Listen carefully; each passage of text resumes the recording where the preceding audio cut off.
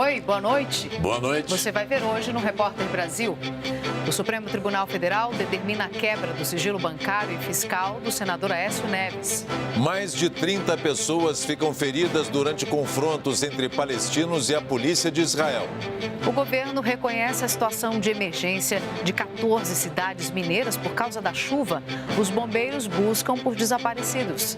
O Conselho Federal de Medicina autoriza a cirurgia metabólica para os pacientes com diabetes tipo 2. Vamos mostrar também, Brasília celebra 30 anos como patrimônio cultural da humanidade. E ainda, os sonhos de vida de 22 crianças refugiadas aqui no país viram livros infantis. De Brasília e com emissoras públicas de todo o país. Começa agora o Repórter Brasil.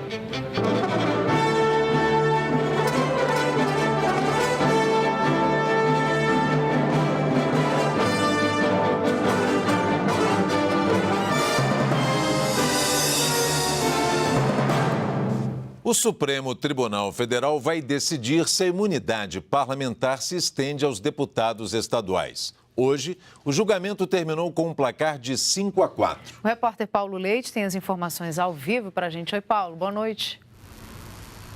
Oi, Catiúcia, oi, Pedro, boa noite para todo mundo. Bom, esse quinto voto aí, esse voto de desempate foi dado pela presidente aqui do tribunal, ministra Carmen Lúcia, que é a última a votar. Só que o julgamento não foi finalizado, não foi concluído, ele na verdade foi suspenso. É que nesse caso era preciso chegar ao sexto voto, sexto dos 11 ministros. Só que 2 ministros não estavam aqui hoje, Ricardo Lewandowski, doente, e Luiz Roberto Barroso, em viagem internacional. Por isso, o julgamento foi suspenso. Lembrando que esse julgamento refere a 3 ações relacionadas a assembleias legislativas. A Justiça, lembrando, mandou prender 3 deputados estaduais do Rio e a Assembleia Legislativa do Rio mandou soltar esses 3 deputados.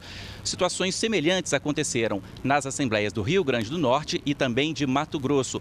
Portanto, o julgamento aqui, a decisão aqui do Supremo vai balizar as decisões das 27 assembleias legislativas do país. Mas para que a gente tenha um resultado final, é preciso, portanto, aguardar a volta desses 2 ministros. Pedro, Catiúcia. Obrigada, Paulo. Obrigado, Paulo. O ministro do Supremo Tribunal Federal, Marco Aurélio, determinou a quebra do sigilo bancário e fiscal do senador Aécio Neves de janeiro de 2014 a maio deste ano. O pedido foi feito pela Procuradoria-Geral da República na Operação Patmos, que investiga o recebimento de propina da empresa JBS.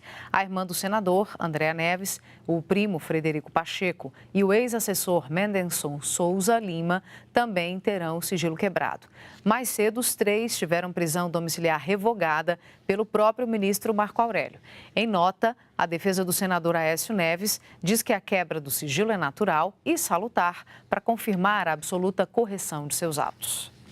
O Ministério Público Federal denunciou hoje à Justiça o presidente afastado da Assembleia Legislativa do Rio, Jorge Pisciani, e os deputados estaduais Edson Albertassi e Paulo Melo. Eles são acusados de participar de um esquema em que os donos de empresas de ônibus pagavam propina para ter vantagens junto ao poder público. Os 3 parlamentares estão presos desde o dia 21 de novembro e negam participação nos crimes. O Ministério Público Federal no Paraná devolveu hoje mais de 650 milhões à Petrobras, recuperados por meio de acordos de delação premiada e de leniência na Operação Lava Jato. É isso? Exatamente. E esta é a maior quantia já recuperada de uma vez só em uma investigação criminal no país. O valor devolvido aos cofres da Petrobras foi de 653 milhões e 958 mil reais. O dinheiro vai ser transferido à conta da empresa nos próximos dias.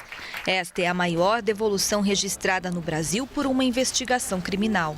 A recuperação desses valores é resultado do trabalho técnico e eficiente da Força Tarefa Lava Jato no Ministério Público Federal, em estreita parceria com equipes da Polícia Federal e da Receita Federal, bem como de uma firme atuação do Poder Judiciário Federal. Os recursos são de acordos feitos com empresas e pessoas investigadas na Operação Lava Jato. Já é a 10ª devolução feita à estatal desde o início das investigações, que ganharam cada vez mais alcance com as delações premiadas. A colaboração premiada só é feita quando ela implica uma maximização da responsabilização dos criminosos e uma maximização da recuperação dos valores desviados. O valor pode ser aplicado pela estatal em diversos projetos. O presidente citou como exemplo ações socioambientais e investimentos para ampliar o controle financeiro interno da empresa. Dada a relevância dos recursos, pode sim nos ajudar a ampliar ações tanto na ação direta da empresa, a sua finalidade principal, que é na exploração de óleo e gás, como nas ações sociais. Quase 1 bilhão e 500 milhões de reais já foram devolvidos à Petrobras durante a Operação Lava Jato. São valores desviados pela corrupção dentro da empresa. O montante corresponde a 13% do total de 10 bilhões de reais previstos em acordos já celebrados pela Justiça. O ministro do Supremo Tribunal Federal, Luiz Fux, foi eleito hoje para ser o próximo presidente do Tribunal Superior Eleitoral. Ele assume o cargo em fevereiro do ano que vem, no lugar do ministro Gilmar Mendes. Fux, no entanto, ficará no cargo só até agosto, quando termina o seu mandato na Corte. Como o critério de eleição do tribunal é a escolha do ministro mais antigo, o próximo presidente também já está definido. Será a ministra Rosa Weber. A queda na taxa básica de juros da economia para 7% ao ano vai abrir espaço para que os juros cobrados do consumidor ou de empresas caiam um pouco mais a partir do ano que vem. Isso deve estimular investimentos e o consumo. A Selic passou de 7,5% para 7% ao ano. O nível mais baixo até agora era de 7,25%, de outubro de 2012 a abril de 2013. Depois, a Selic subiu gradualmente e chegou a 14,25% ao ano, em julho de 2015, o maior patamar desde então. A queda da Selic puxa para baixo outras taxas de juros, como as de cartões de crédito, cheque especial, financiamentos e outras operações financeiras. Com juros menores, as empresas se sentem mais motivadas a investir, já que custa mais barato tomar crédito em banco. E isso faz com que a economia gire mais, cresça mais, gere mais emprego, gere mais renda e nós então entraríamos num círculo virtuoso. Mas, apesar da queda histórica da taxa básica de juros da economia, os juros cobrados do consumidor não caem na mesma proporção nem na mesma velocidade. As taxas dos cartões de crédito, por exemplo, passam de 200% ao ano, segundo o Banco Central. A principal justificativa dos bancos é o risco de calote. Como esses riscos também estão diminuindo, a gente tem efeito tanto da redução da taxa básica quanto da redução da inadimplência. Então isso tem causado efeitos positivos em relação à diminuição dos juros. Agora um alerta. Nesta época de compras de Natal, falsas ofertas e golpes são muito frequentes na internet e em grupos de bate-papo. Essas práticas, além de causar prejuízo financeiro, colocam em risco o sigilo dos dados pessoais do consumidor. Estas mensagens que circulam no WhatsApp e no Facebook com promessas de brindes e descontos podem causar sérios problemas. De olho nas festas de fim de ano, os golpistas disparam na internet e até mesmo em grupos de bate-papo promoções falsas que expõem os usuários a perigos. Eu sempre recomendo que as pessoas tomem cautelas para efetivamente não se envolverem em promoções mirabolantes, porque literalmente isso não existe. Você não vai encontrar mercadorias por menos da metade do preço ou coisa parecida. Na tentativa de ter acesso a dados particulares das pessoas, os criminosos usam nomes de empresas conhecidas, como o desta grande marca de cosméticos e o desta companhia aérea. Os links direcionam para uma nova página, onde a vítima responde perguntas e compartilha dados sigilosos. Em outros casos, o simples ato de clicar dá acesso ao sistema do celular e do computador do internauta. Por isso, é importante estar atento à origem destas mensagens. A recomendação dos especialistas em crimes de internet é arquivar todos os materiais suspeitos e, em caso de danos, fazer o boletim de ocorrência. Em situações desta natureza, a produção de provas é essencial para que as investigações avancem. Você começou a receber mensagens, fotografe aquelas mensagens. Se você recebe links para você clicar, se você clicar nos links, fotografe todo esse material. Monte um verdadeiro dossiê de toda essa transação para facilitar amanhã ou depois, entendo algum tipo de problema, procurar as autoridades policiais, apresentar esse material para subsidiar as investigações. As mulheres gastam o dobro de tempo com tarefas domésticas do que os homens no Brasil. Esse dado faz parte de um estudo inédito do IBGE sobre atividades exercidas fora do mercado de trabalho tradicional.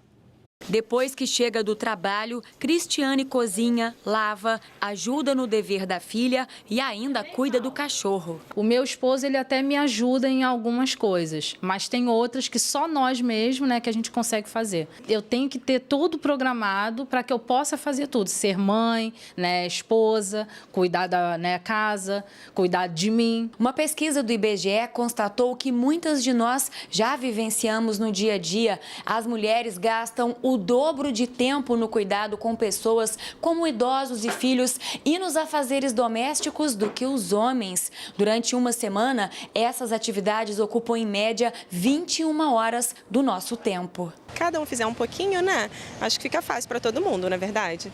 Né? E esse trabalho de doméstico não é só da mulher, né? As mulheres estão trabalhando muito mais do que os homens, realmente, com segunda jornada em casa, né? E acho que os maridos têm que ajudar, tem mais é que ajudar mesmo, porque faz parte também. O estudo investigou brasileiros que fazem alguma atividade fora do mercado de trabalho.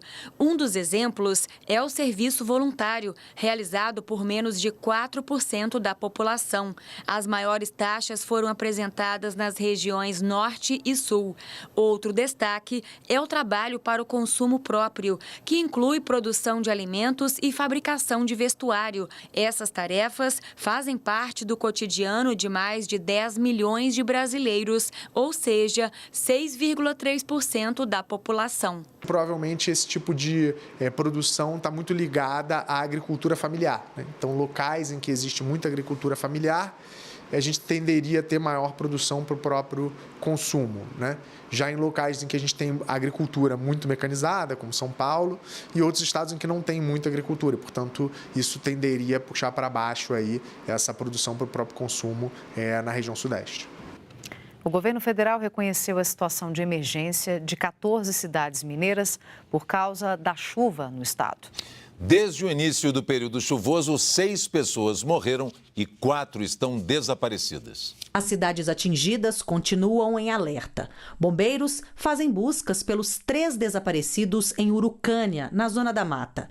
Pertinho dali, em Rio Casca, cerca de 2.000 pessoas estão desabrigadas depois da enchente que destruiu a cidade.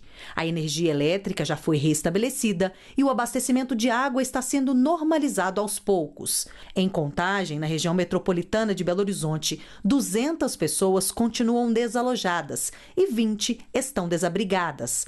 Até agora, as cidades de Buritizeiro, no norte, Novo Cruzeiro, no Vale do Jequitinhonha, Cristina, no sul de Minas, Jaboticatubas, Ribeirão das Neves e Caeté, na região metropolitana, Congonhas, na região central, Tombos e Ponte Nova, na Zona da Mata, decretaram situação de emergência.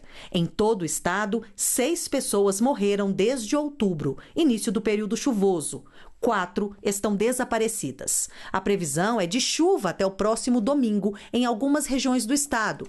Por isso, a Defesa Civil alerta para a necessidade de tomar alguns cuidados em caso de inundações. Não atravesse locais, alagados, aguarde a chuva baixar, evite sair de casa com chuvas intensas, a não ser que permanecer em casa também seja um risco, porque você pode estar num local que é de risco, isso pode acontecer.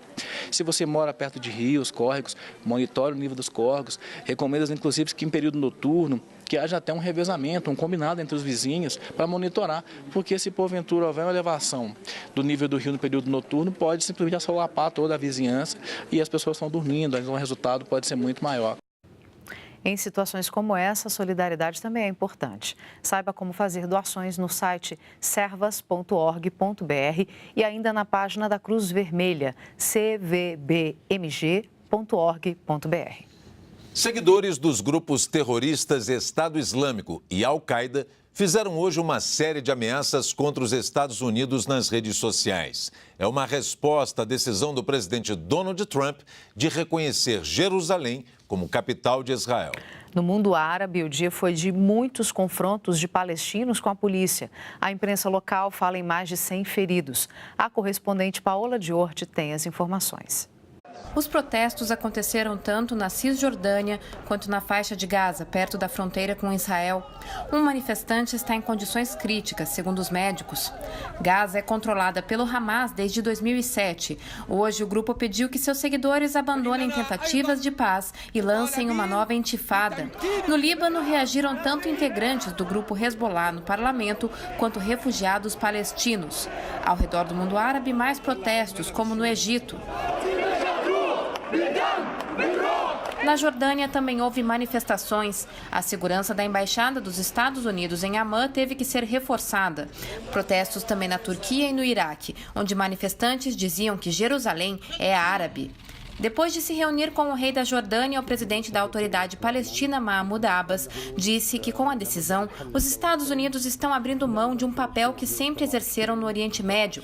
Já o primeiro-ministro de Israel, Benjamin Netanyahu, afirmou que muitos países seguirão os norte-americanos e que as negociações já começaram. Hoje, israelenses voltaram a comemorar. O secretário de Estado norte-americano Rex Tillerson defendeu que Trump não fez mais do que levar adiante o desejo da população dos Estados Unidos e reconhecer a realidade de que o governo de Israel fica em Jerusalém. Ele também disse que todo o país tem o direito de decidir o que fazer com sua embaixada em Israel. Mas até mesmo aliados dos Estados Unidos têm demonstrado receio em apoiar a decisão. A União Europeia, por exemplo, acha que Jerusalém deve ser capital tanto de Israel quanto de um futuro Estado palestino. O Itamaraty divulgou uma nota que também vai contra a decisão do presidente Donald Trump. No texto, o governo reforça que o status final da cidade de Jerusalém deve ser definido em negociações que assegurem o estabelecimento de 2 estados. O Itamaraty lembra ainda que o Brasil reconheceu o Estado da Palestina em 2010 e que mantém relações diplomáticas com Israel há 68 anos. A garantia estendida é uma opção para o consumidor. Ele pode comprar ou não essa manutenção do produto adquirido após o vencimento da garantia legal ou contratual. E a gente quer saber, você se preocupa em comprar com a garantia estendida? Não me preocupo em comprar com garantia estendida. Eu acredito que às vezes o custo acaba acrescentando, né, no produto e não vale a pena muitas vezes. A gente tem a garantia do fabricante, mas a gente sabe que tem a curva do produto lá. Então, geralmente, depois que o fabricante não cobre mais, é que geralmente os defeitos acontecem. E estamos ao vivo também no Facebook. Passa lá na nossa página, participe do nosso jornal, deixe sua crítica, sugestão, elogio e responda a nossa pergunta do dia. Anote aí, facebook.com/Repórter Brasil na rede. A seguir, vamos falar do procedimento chamado cirurgia metabólica, que vai ajudar pessoas com diabetes. E ainda entenda a decisão de um juiz argentino que pediu a prisão da ex-presidente do país, Cristina Kirchner. Os detalhes em 2 minutos.